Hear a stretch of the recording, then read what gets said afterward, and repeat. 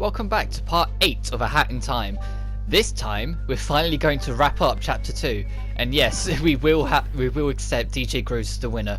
They will ask you that just in case you want to go back and do the mission to try and score more points for the opposing side to win, because it will decide what boss we'll face later on, but not right now.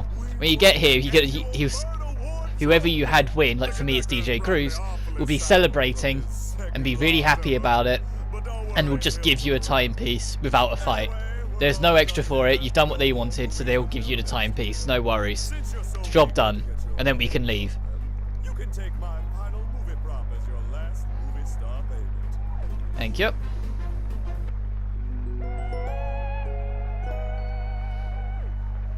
What, you were expecting something crazy to happen?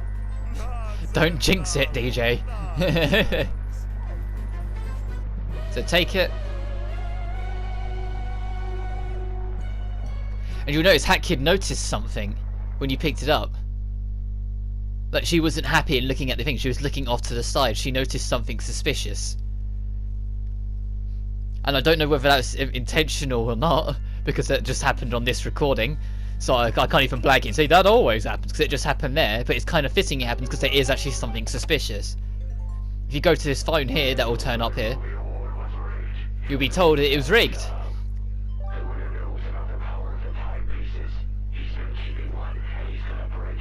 So, dun dun dun.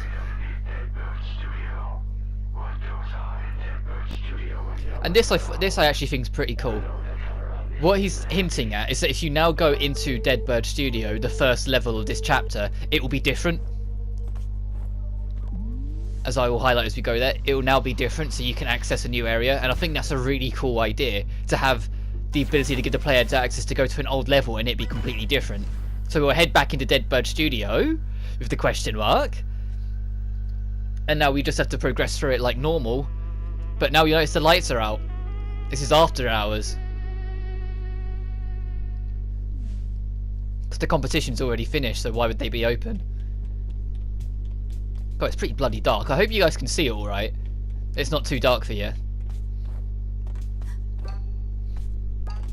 But anyway, we go to just head through it like you normally would. Yeah, it's very dark here. I hope you guys can see it nicely. I can see it just about. But then I know what YouTube compression is like. It might darken everything. But you can jump on all the stages now. Well, all the ones that you can get back off from. So if you notice the stage that you thought, oh, that's pretty cool, and you feel like jumping on it for some stupid reason, you now can, because there's no one there to stop you. So just progress through like you normally would. But when you get to this section, you will notice the lift's glowing. This area was blocked off because there were guards standing in the way when we first came through here. Enter and you'll be able to go through. Now this lift takes a while, so for the sake of saving time, I might cut. Actually, no, I won't cut it because you have to see through most of the area. And when you go through it, if you look through the sidelines, I don't know how much you'll be able to see, but as we go through, you'll be able to see parts of the area where we're going through.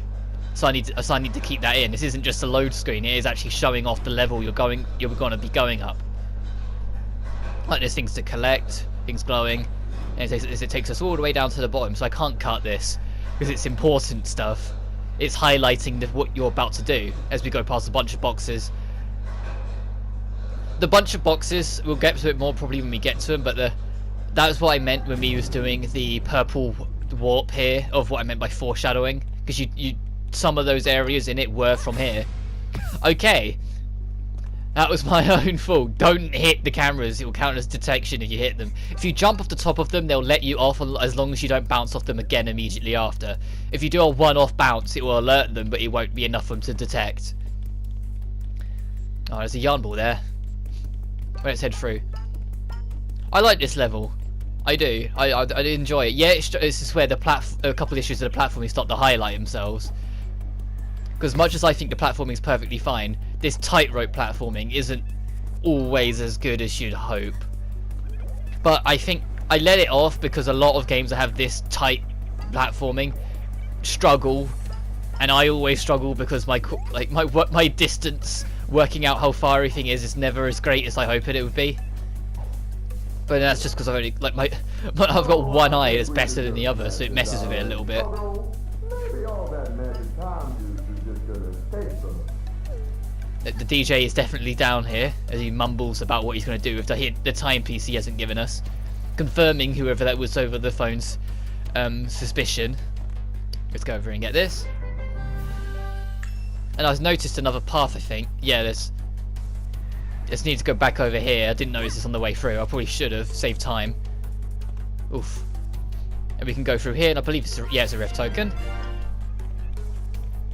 I actually spent quite a long time in this level on my first run through, just because I was exploring every inch of it to see what there is, because it is quite a big level.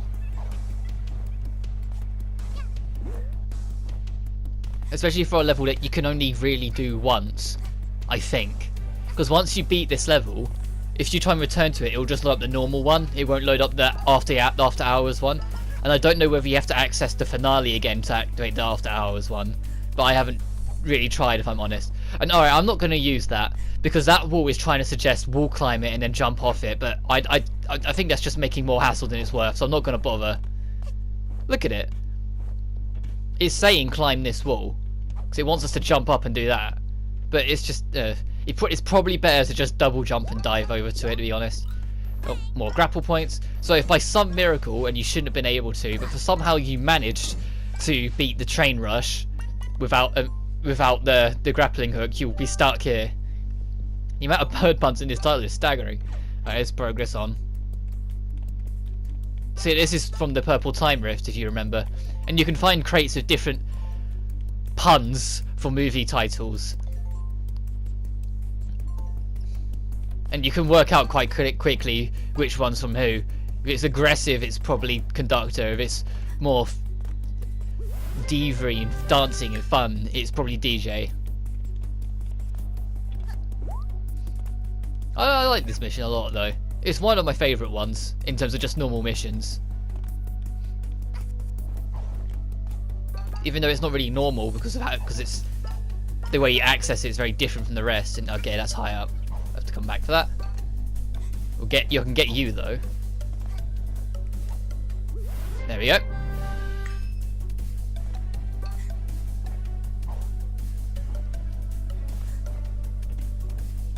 So I'm just listening to the music. I need to be like putting more of an effort into commentating my life as I go through, as I do the live playthrough of this. But the music's just too good. I end up getting distracted. The label reads framing devices. All right. That's not a movie title, pun. That's actual framing devices. How to set people up. Right, now let's get all of these. And I think this is the only like connects them up in this level, because like I said in the first one, there's only one that actually does something with the environment once you do it. All the rest are just extra ponds or like a rift token or something like that, which is weird. They only did that the once. I would have thought they would have committed to do it more often, but and I know I completely forgot about that one. In the span of a minute I forgot about this. Can I get it? Oh, you bastard. Alright, so they put a soft zone. Yeah, they put a soft zone so we can't get it. Oh, that's just not fair. I get like the soft kill zones there. It's so if you fall down from this high up, you don't have to do the entire climb again. But what's this say? Ticking clocks. You think of it? Think of one being so advanced and shiver. Oh dear. I like that little sense of humour.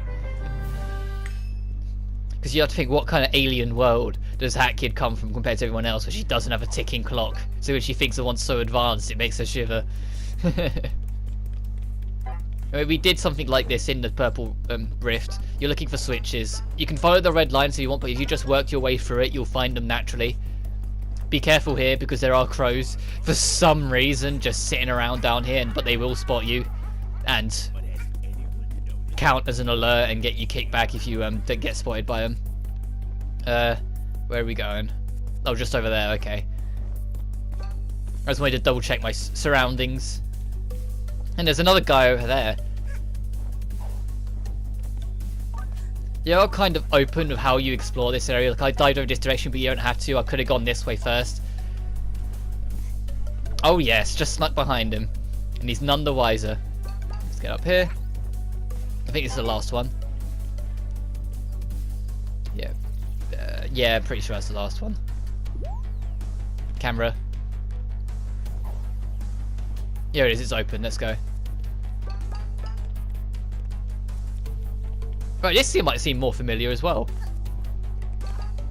But there was a piece of the picture back here, so if you go up here now, there's actually a path you need to take, which is, if you haven't done the purple rift at this point, your hint to maybe check up here when you get there. Right, you're supposed to drop down, but if you just do a quick dive, you can barely make it through without the full alert going, so you can completely skip this section and go straight over. Because there's just more cameras you have to deal with and get up and over. Actually, no, we don't want to go up through there yet, I don't think. No. Because we're looking, there's a bonus key you can find that's completely optional around here somewhere. I think it's over here. Yes, it is. All the stacked up trophies. But if we come right to the top here, there's a key. And don't worry about the key being anything like directly important, it's just something to collect along the way. So we've actually in a poster for the Picture Perfect, and I assume that the Picture Perfect film was the second one we did. Oh no, because it would have been the first one because we got our pictures taken of us. I just looked at how fancy it would have been. I'm an idiot.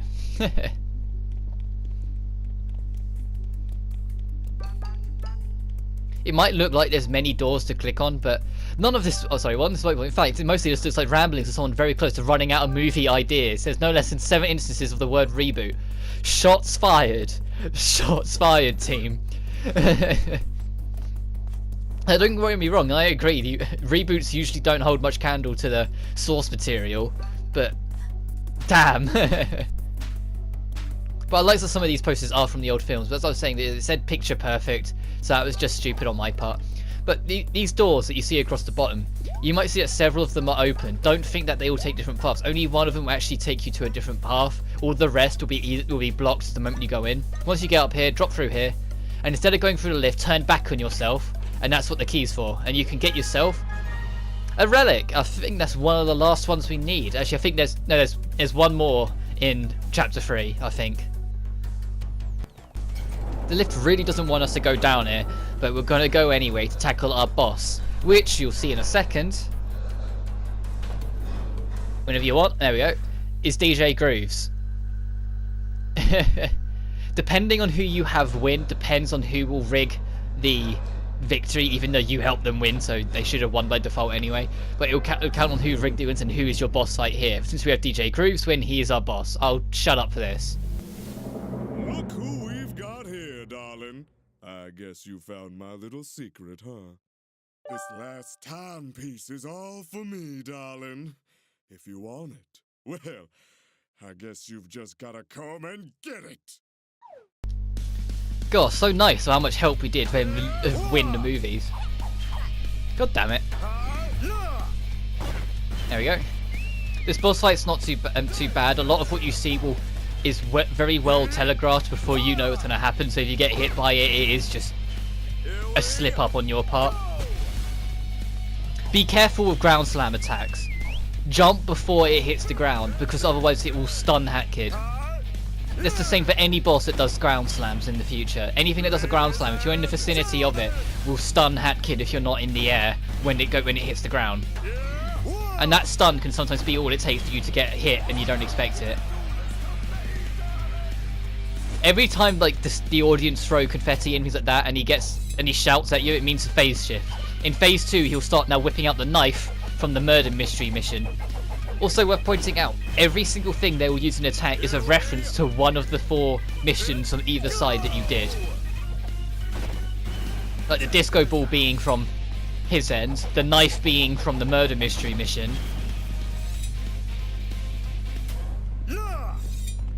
Especially with the light out being a reference in as well. There we go. Now we go into phase 3. What's he going to do different with this one? It's just the duplicate pictures. Right, the cars. The cars you might recognise from the Picture Perfect mission. So that's what I mean where it's constantly going. Similar from the Picture Perfect mission, he'll now have picture duplicates that somehow have the same impact as the real thing, but yeah, well. Same as the picture so he can send more knives. The last knife you send is always the real one. God damn it. Ladies And now he's got to do more.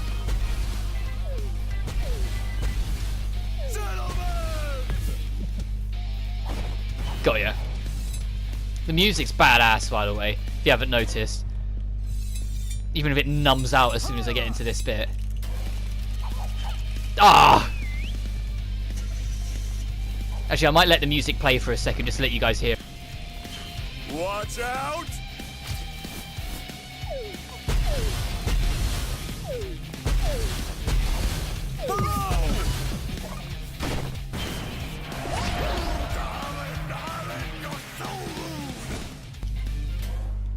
And now we enter the peculiar introduction to Phase 4, where the piano will play, it'll be soothing and dark, and DJ Grooves will come to us and have a little heart-to-heart and sit down with him, where he will explain the reason why he rigged it. Ever since you arrived on this planet, these timepieces have fallen from the sky. Now, I could understand if you feel they belong to you, darling. I understand. But did you know they allow for rewinding time? With one timepiece, I could reclaim all the trophies that belong to me, darling. Every single trophy I've lost to the conductor where he has cheated his way to victory. I can't prove it, darling, but I'm certain the conductor has been manipulating everything to make sure I never win. I just need one timepiece to fix years of cheating and fraud. Can't you spare me just one timepiece, darling? Darling, darling, darling. You're so persistently selfish. I've brought you to stardom, and all I ask in return is a single timepiece. But you won't share? Well, darling, if you want this timepiece back so bad, come and get it. Oh shit, he's put a bomb on us. The bomb that is gonna blow up the train from the conductor's second mission. It takes a while for it to kick off, but they highlight it. There we go. Remember this bomb, darling? See? I stole it from the conductor's movie set, and now it'll be your demise.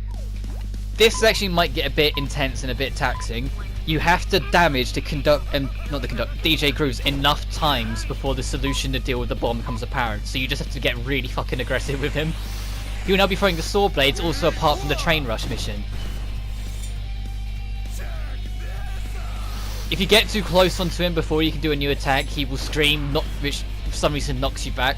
Anyway, that's what I meant by I felt DJ Grooves deserved the reward better. Well, deserved to win it. Well, I had better reasoning for rigging it than the conductor, as I stumble across my words loads. Because the conductor, his reasoning is that this is the only one he's ever lost, whilst DJ Grooves is just sick and tired of always losing. And I felt that the conductor rigging it to make sure he wins his 44th in a row, compared to DJ Grooves rigging it just so he can finally win, I felt DJ Grooves made more sense to me, personally, for why someone would rig it to try and win. So he sounds like a bit more of a dick dastardly, never win, so we'll do everything to try and win. But because you have to hit him so many times, DJ Grooves will also do a few odd parts like that, where he's not actually attacking, he's just mocking you to let you get a free hit. And that should be enough. I hope it's enough. Yeah, there it is. The diffuser's ready. Come here. I can't do his accent. I'm not going to try. Run over and he'll literally... Yeah, that's the diffuser. And now we get to the final phase. And to be an arse, what's the only mission they haven't referenced yet? Yep. This is what was going on. They've all got knives to their musical instruments, so it makes sense I'm hitting you, but you have to keep moving and you can't backtrack on yourself, otherwise you'll run into them and get hurt.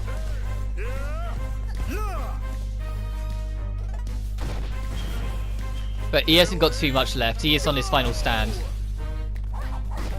Also, if you can do this all in one hit hero, more credit to you, because it's not easy. Ladies and gentlemen. The only boss I've ever beat on one hit hero was the chapter 3 boss, just for the sake of the trophy. But we managed to win and defeat him, so eat shit, DJ. And then give it thanks for our last timepiece.